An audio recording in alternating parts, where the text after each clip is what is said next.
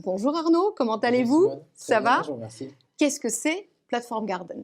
Comment est-ce qu'on peut dire que c'est comme le Waze, ça crée une communauté? Comment est-ce que ça fonctionne pour les greenkeepers? Donc Waze, je ne vais pas parler de Waze parce que tout le monde connaît, c'est avant tout l'intérêt d'une communauté, dans ce cas-là pour la prévention routière. Et la force d'un outil communautaire, c'est donc de faire le bénéfice auprès de chacun individuellement grâce aux efforts collectifs. Donc on a mis en place dans cette application tout bonnement une carte sur laquelle en fait on va pouvoir positionner des observations de terrain, donc de la part de greenkeepers, mais aussi de paysagistes, enfin, tout un univers dans l'espace vert d'une manière générale, pour pouvoir donner un outil pratique, ludique, fonctionnel à chaque technicien qui puisse, sur le terrain, déclarer eux-mêmes leur propre maladie. Alors, pourquoi? Pour trois intérêts. Le premier, c'est pour eux, c'est-à-dire d'avoir un historique de toutes leurs déclarations de maladie et de pouvoir revenir dessus bien dans les années qui arrivent. Le deuxième, c'est collectif, c'est-à-dire de mettre ces maladies sur une carte et donc de prévenir ceux qui n'ont pas encore eu cette maladie, de pouvoir la visualiser sur une carte. Et dernièrement, ce qui est ma préoccupation numéro un, c'est de mettre ça sur des serveurs centraux avec une grosse capacité de calcul, notamment avec de l'intelligence artificielle ou ce qu'on appelle le machine learning, pour pouvoir demain, je l'espère, trouver des cohérences et des corrélations entre certains phénomènes, notamment climatiques, notamment certaines remontées météo, qui va nous permettre de pouvoir encore mieux anticiper les modèles prédictifs. Et donc de faire un puissant outil qui, j'aime bien le rappeler aussi, est pour l'instant un outil français et fait, créé, pensé par une équipe de techniciens et d'informaticiens français. Ah bah, du Made in France, ça c'est super.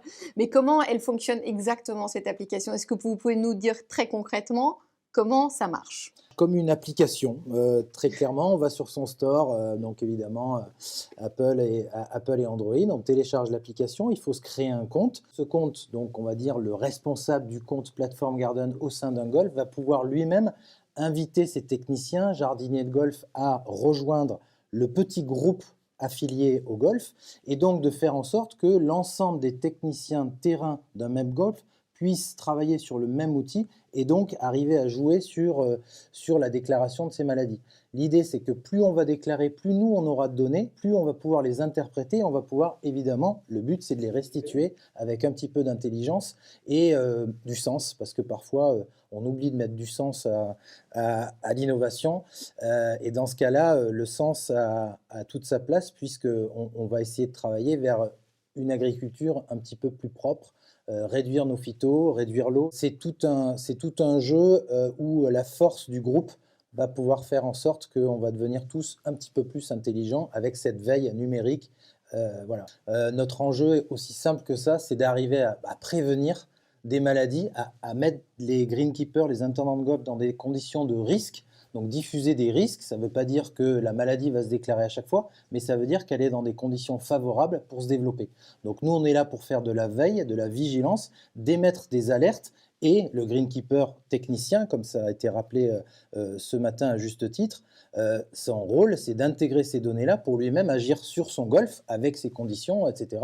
Nous, on est comme on appelle, un outil d'aide à la décision numérique qui lui permettra peut-être d'agir en prévention et donc de plus avoir à employer des moyens curatifs qui utilisaient beaucoup de phyto par le passé. Et si on veut réduire ça, il va falloir faire de la prévention. Est-ce que vous allez préconiser des produits demain après avoir envoyé un diagnostic?